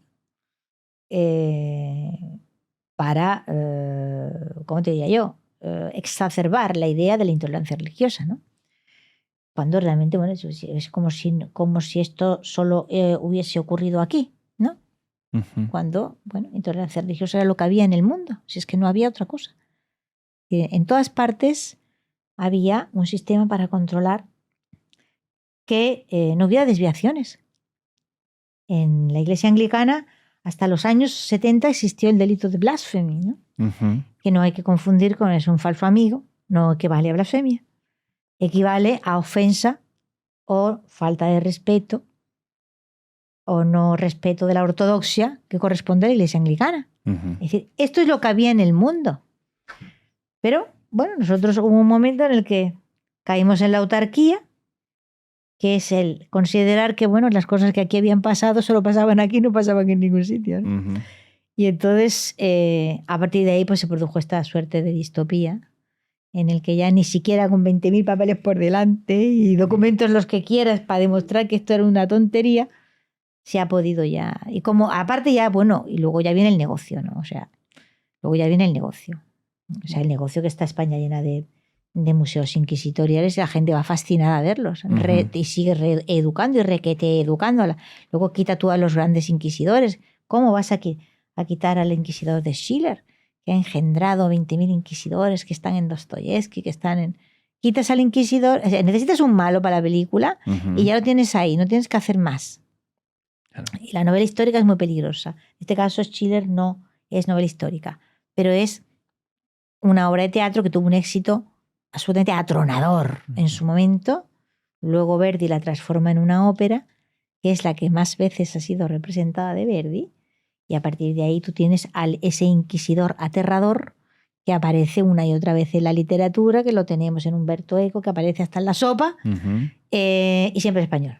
Siempre con una parte además de como de vicio, de maldad. Y sí, es una maldad intrínseca. Sí. Y además es que lo hace muy bien Schiller, por eso, o sea, que cuanto mejores escritores son, más peligrosa es la novela histórica y o sea, ese personaje ciego, ese Jorge de Burgos, o sea, claramente es el Jorge de Burgos de Humberto Eco, o sea, sin la menor duda. Una cosa que te iba a preguntar es sobre el origen en sí de la Inquisición, porque por lo que yo llegué a leer en su momento, tenía que ver con librarse de la deuda con los judíos del Reino de España y entonces buscar una manera de... La nuestra dice la que aquí en España. Sí, la española. No, en España nace la Inquisición porque se ha producido una conversión masiva en torno a 1300.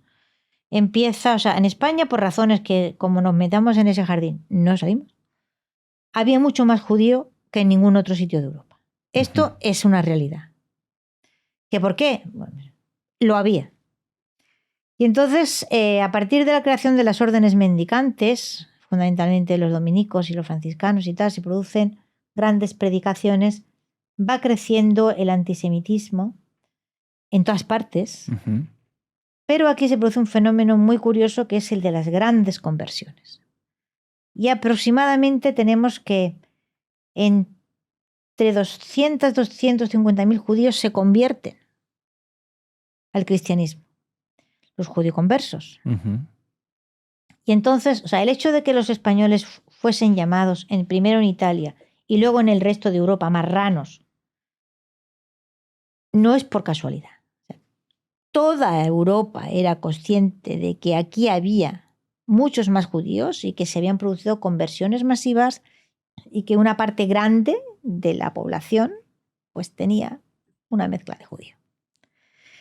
Y entonces, ante esa suerte de escándalo, cuando Erasmo rechaza la invitación del cardenal Cisneros para venir a enseñar a España, y escribe esa frase tan graciosa, Hispania non plasque, ¿no? Bueno, lo que sigue después es porque es muy antisemita. Erasmo es profundamente antisemita y cree que los españoles son malos cristianos porque están contaminados de semitismo. Y esto es un estado de opinión pública en Europa, ¿vale? Entonces, esa Inquisición, nacida muy, muy tarde en el territorio del Reino de Aragón y Castilla, se debe a que, bueno, hay esas enormes sospechas en que, por una parte, tanto moro, en el sur, vaya usted a saber qué cantidad de... Esto está en los humanistas italianos, pero a chorros. Es decir, estos son, o sea, no son occidentales, digámoslo así. O sea, no son de la estirpe romana. La pura realidad es que no son de la estirpe romana. Son medio orientales. Fíjate tú, si la cosa tiene una trayectoria larga. Claro. Llevan con población musulmana en la península de los tiempos del Cuplé ¿Y cuántos se habrán convertido? ¿Cuántos estarán infiltrados? Más los judíos. Total. Que para un poco lavar la imagen o la opinión pública europea de que los españoles realmente se preocupaban por la ortodoxia religiosa y que tenían que ser buenos católicos y buenos cristianos y buenos tal, por eso nace la Inquisición, fundamentalmente. En el caso de Aragón, Fernando, que sí que tenía un problema, la reina lo había resuelto en Castilla bastante bien, pero él no, ella era mejor político que él 1000 veces. Él tenía un problema de control de su nobleza y en un momento determinado pensó, vamos, no pensó mal, que la Inquisición, creada en esas condiciones que te he dicho, podía ser un instrumento que sirviera para afianzar el poder real en Aragón, ¿no? Y bueno, estas son las razones por las cuales nace la Inquisición en España, que existía en toda Europa, ¿eh? O sea, que aquí lo que la singulariza es esto, que la monarquía no la dejó ser Inquisición papal ni Inquisición obispal bajo el control de la jerarquía dependiente de Roma, sino que la puso directamente bajo sus órdenes. Voy a saltar otra cosa porque es que tenía aquí preparada para hablar de muchísimas cosas, pero no contaba con el tiempo que podíamos tener en la entrevista. Entonces quiero saltar al último libro también para hablar de él, para hablar de Ingrata la Patria. Y te lo salto desde algo que acabas de decir ahora, que tú has dicho que considerabas que era mejor gobernante, mejor política Isabel que Fernando.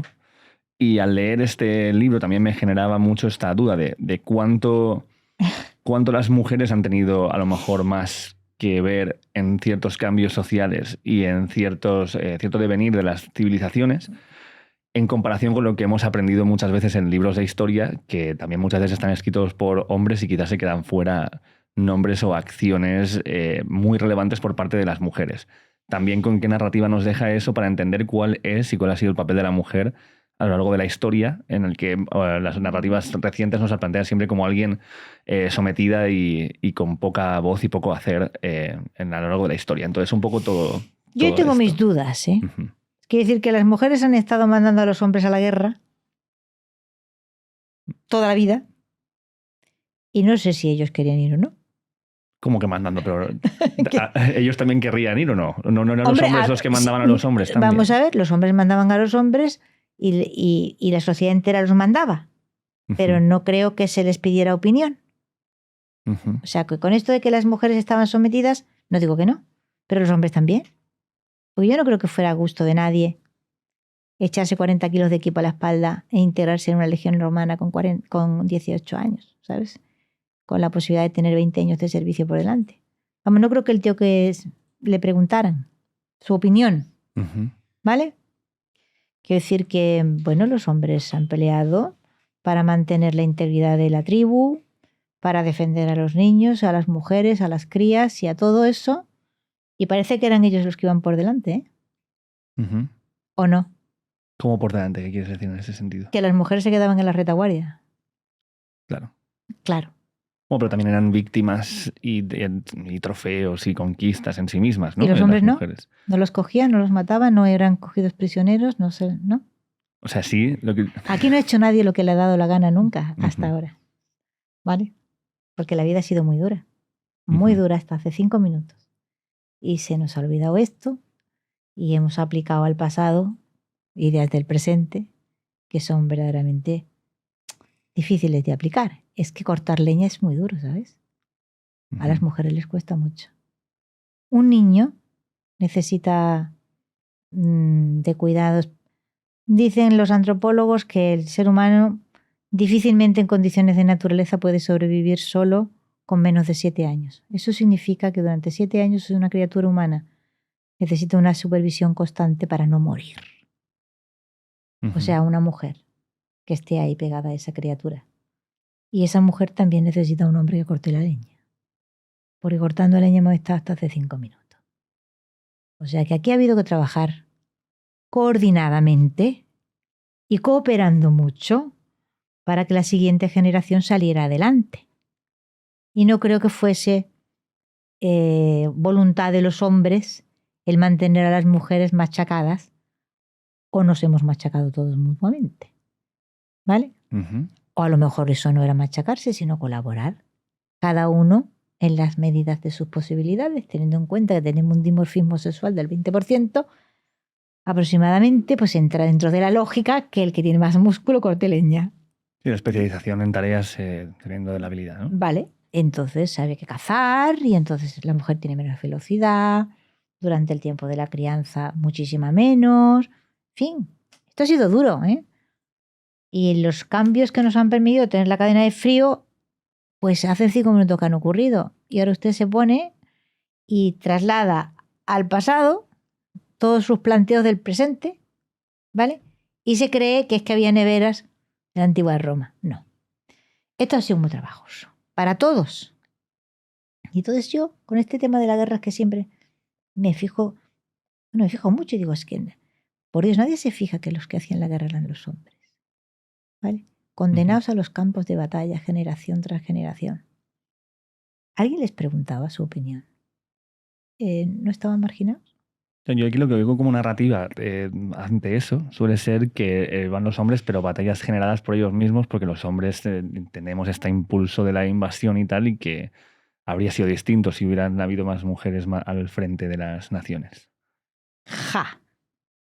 Con poca alimentación y recursos limitados, cada mujer intenta que sean sus hijos los que sobrevivan. Por Dios. ¿Qué clase de floreo estamos pensando? Los seres humanos han estado sometidos a crisis alimenticias cíclicas, feroces, cada pocos años, porque el clima era muy inestable. Bueno, esto ha estado así hasta hace 5 minutos. Y al siglo XIX, al siglo XX hemos llegado todavía con problemas de este tipo sin controlar plenamente la agricultura. ¿Por qué se iba a la guerra? Porque los recursos eran limitados. Y aquí o comes tú o como yo. ¿Vale? Y si alguien tiene que comer, van a comer mis hijos, no los tuyos. ¿Quién ha dicho esta tontería? Que es que estaban los huertos todo el día creciendo, ¿sabes? Y no había en los inviernos heladas que te dejaban sin trigo y que... Es que de verdad, hemos dado en creer una serie de tonterías. Hemos pensado que estaba todo el monte, ¿sabes? Lleno de, no quiero decir nombres, supermercados y en los que la gente y las mujeres iban allí y compraban todo lo que había. No, hijo, no. La carne era difícil de conseguir y había que cazarla. Era difícil. Más difícil de conservar. Las crisis climáticas que eran recurrentes y constantes, o sea, años de malas cosechas en los que no había cereal. ¿Para qué ibas a matarte con el vecino de enfrente? Porque él tenía y tú no. Y te hacía falta. Para tu hembra y para tu prole. Y las mujeres le decían, no, querido, tú no seas violento. Tú no seas violento, no me hagas el cafre, ¿vale? Que tú me... Estamos diciendo tonterías, Ricardo, no. Hay que colocarse en la realidad en la que se ha vivido, ¿vale? Las mujeres, evidentemente, no han hecho con su vida lo que han querido, pero los hombres tampoco. Aquí la cuestión, o aquí lo que me genera a mí más duda o que puedo apoyar de ciertos discursos que hablan de esta, ¿cómo decirlo?, de este patriarcado o esta hegemonía del hombre por encima de la mujer, es que a nivel narrativo, y siendo que somos memoria, han perdurado muchas veces más obras de hombres que ensalzaban a hombres, ¿no? Y como así, que mujeres como las que tú planteas en este libro, que no teníamos tanto conocimiento sobre ellas. Y me gustaría saber a qué achacas esta disparidad, ¿no? De conocer figuras históricas y lo importante. Pero yo creo que las mujeres han dado un paso al frente en el tema de la presencia social a partir de que el músculo ya no hizo falta. ¿En qué sentido? En todos los sentidos. La Primera Guerra Mundial, que es el gran cambio. ¿Vale? La Primera Guerra Mundial, que es el gran cambio, que se ha producido ya una parte grande de la revolución industrial, ya la máquina hace mucho. Las mujeres asumen un montón de tareas sociales, porque la Gran Guerra se lleva a los campos de batalla y entonces se da cuenta que, bueno, que ya hay una cantidad grandísima de trabajo, que ya lo puede hacer ella porque la máquina le ha quitado hierro al trabajo muchísimo, ¿no? Vamos yendo a lo bruto. Conducir un carro con 4 bueyes, muy pocas mujeres capaces de hacerlo, pero un autobús sí, o un coche sí. Así de sencillo. Entonces, a partir de ahí, pues comienza, digamos, un camino en el que las mujeres van teniendo más incorporación al mundo laboral en esas condiciones. En esas condiciones, no en las condiciones anteriores. Ujú. Y a la sociedad política en la medida en que ya tienen una presencia social, etc. ¿no? Pero el caso de Cornelia es particular porque el otro día me decía un periodista que me hizo pensar también sobre esto que dices tú, las narrativas, ¿no? Me dejó a cuadros, ¿no? Que a lo mejor Cornelia había permanecido un poco en el olvido o mucho en el olvido porque no había sido la esposa de un gran, ¿sabes? Conocemos estas grandes romanas como Olivia, mujer de Augusto y tal. Tipo, como ella no había sido la esposa, sino que había sido madre, digo, pues me parece una cosa muy razonable, ¿no? O sea, Ujú. que si eres el florero de un señor emperador, pues entonces, digamos, si estás en la línea de la narrativa neofeminista esta. Pero si eres una Cornelia que te quedas viuda con 30 años, asumes el trabajo de un pater familias, o sea, te conviertes en el cabeza de familia de tu domus, de tu estirpe, crías sola a tus hijos, te niegas a contraer matrimonio, ejerces una enorme influencia política en tu tiempo, en solitario, y no eres un florero de un señor emperador, por eso pierdes interés. Y se me quedó la cabeza un poco boca abajo, la verdad. Ujú. No lo sé, no puedo casar eso con un discurso feminista. ¿Qué quieres que te diga? Ujú. O sea, que resulta que es mejor, desde el punto de vista del neofeminismo no sé cómo llamarlo, si eres la mujer de, pero no si eres el cabeza de familia. Pero mejor, ¿por qué? No lo sé, es lo que me preguntaba el periodista, si esto no era el motivo por el que Cornelia, porque realmente es sorprendente, o sea, la historia de Cornelia, que es la hija menor de Escipión, vamos a empezar, de Escipión el africano. Y para mí la que hereda su espíritu y la que, en fin, de los 4 hijos que él tiene, ella es claramente la que tiene la cabeza, el impulso, el sentido de la responsabilidad, el coraje del padre, ¿no? Escipión tuvo mala suerte con los hijos, ¿no? Como esta mujer, que yo supe de su existencia pues cuando estudiaba las guerras púnicas, estudiando al padre, a Escipión. Ujú. Y siempre pensé, bueno, pues a Cornelia, o sea, qué raro que nadie le haya dedicado a esta señora, ¿sabes? Una novela, una serie, Bueno, pero alguien lo va a hacer ya mismo. Ha sido un descuido. Esto es un descuido. Alguien le pone un foco a Cornelia Mañana ya. ya, Ya sí, está. no Así de... Y como, Y no, y pasan las décadas y sigue en la zona de sombra, ¿no? Y entonces ya es que realmente, o sea, sé que a él no le importa que lo cuente, ¿no? Cuando conocí a Posteguillo hace años, antes de la pandemia, que yo no tenía idea de hacer esto. Le dije, digo, Santiago, caray, deja ya a Julio César, todo el día Julio César. Ya está muy visto. Esta historia ella es un personajazo, la historia de ella y de sus hijos en esa crisis última de la República es realmente una historia heroica y formidable y tal. Es verdad. Digo, hombre, échale una cuenta. Pues no, tampoco. Y entonces, pues en una larga convalecencia, pues digo, pues nada, que a dónde me voy yo, que esté a gusto y en mi casa, al mundo clásico. Ujú. Y además que no tenga que ponerme a prepararme, porque me he escrito la novela boca arriba, o sea, con un artefacto aquí, yo tenía que estar inmóvil. Ujú. Y entonces me costaba trabajo sostener nada. Así que me lo sabía todo, que me conocía las fuentes perfectamente Ujú. bien y todo lo que se podía saber.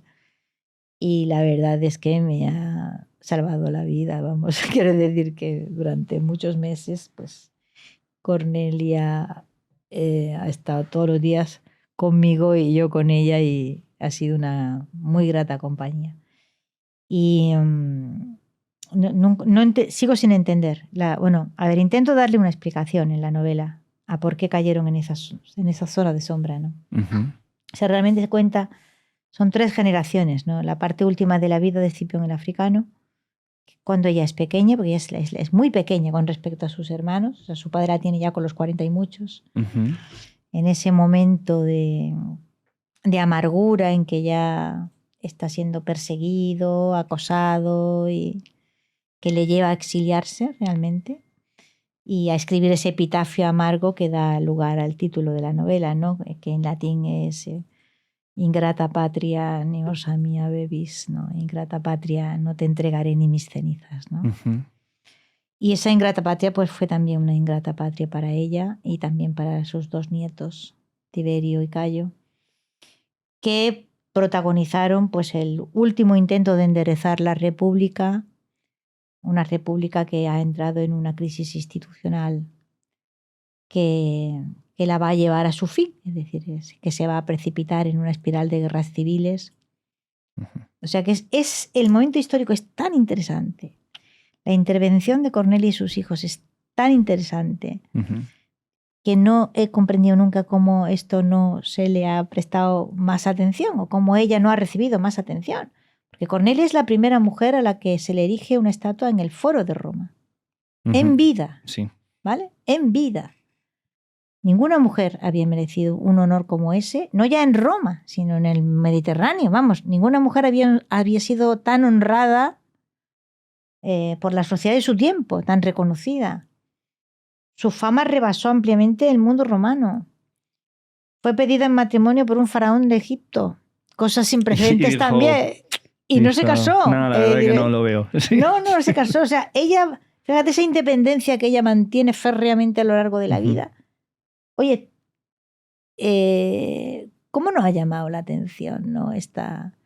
Su enorme influencia en la literatura, en las artes, como protectora de artistas, pues no.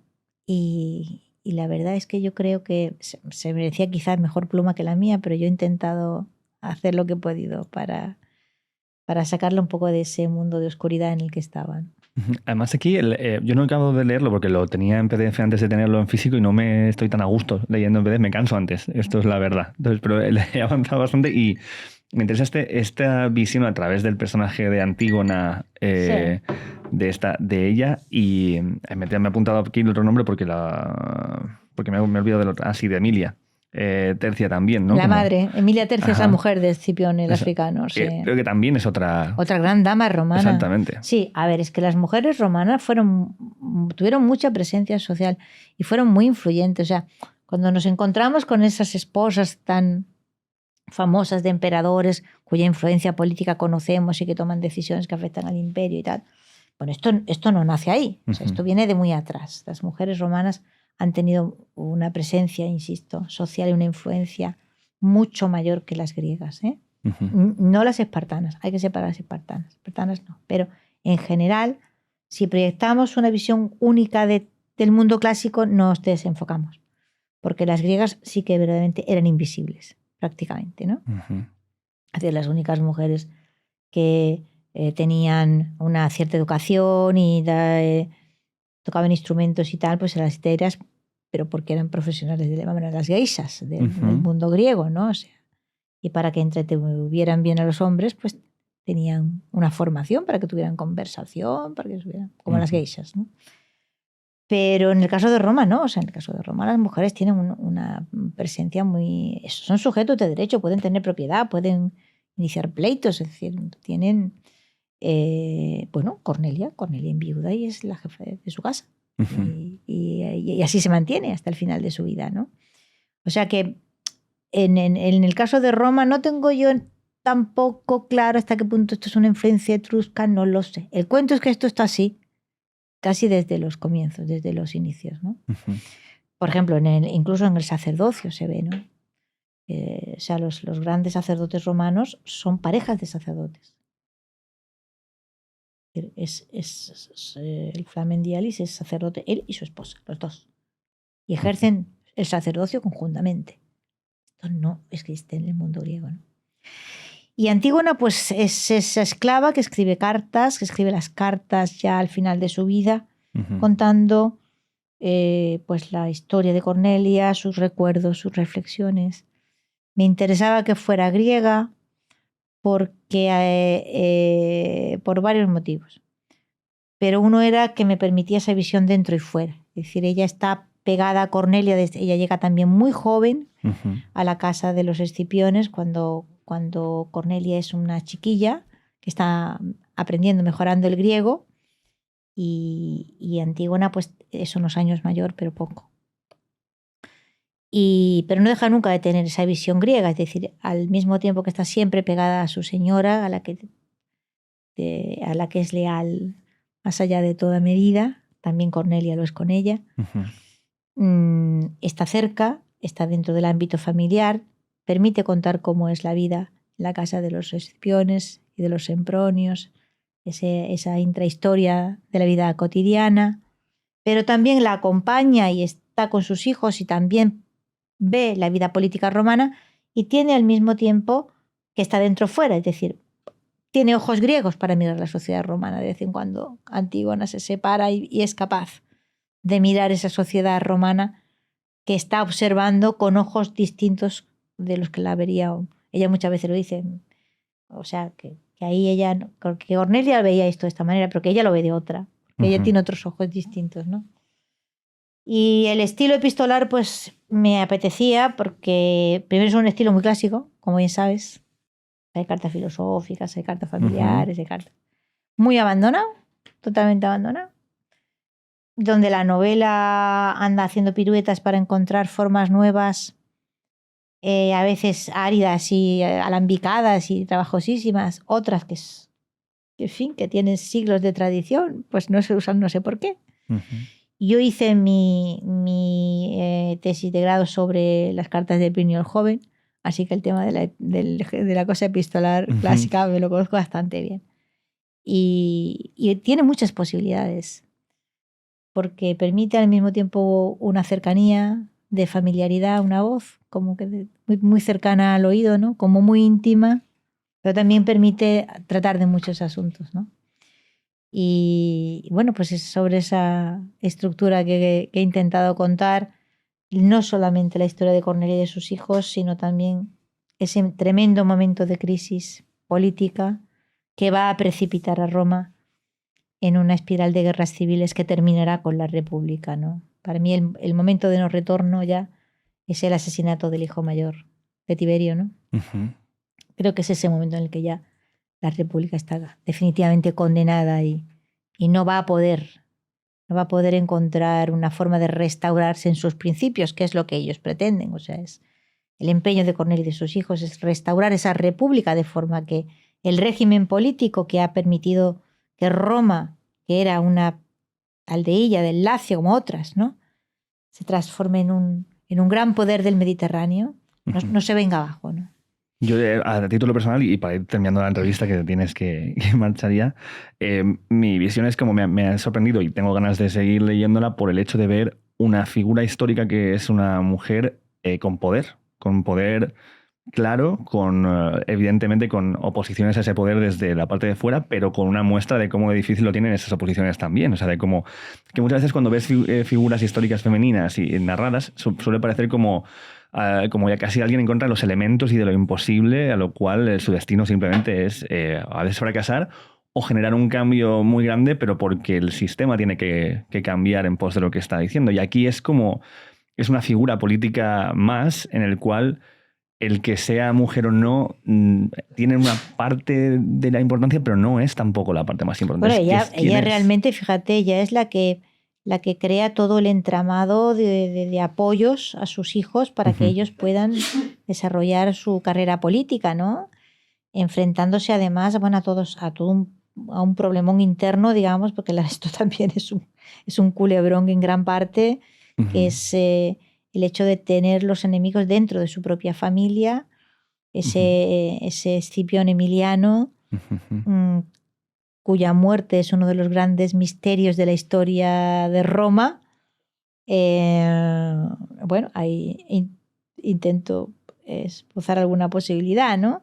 Pero bueno, es que Emiliano es su primo carnal, es su yerno por matrimonio con su hija mayor, es sobrino por adopción de su hermano, y de pronto se encuentra con que tiene el enemigo dentro de la casa, ¿no? Es decir, como mínimo, Emiliano estuvo implicado en la muerte de su hijo mayor y en fin, es una como intriga familiar es difícil imaginarla. Vamos, si uno se pone a imaginar una situación de conflicto interno y de intrigas familiares, difícilmente puede imaginar algo tan complicado con lo que pasa en esta familia. Claro.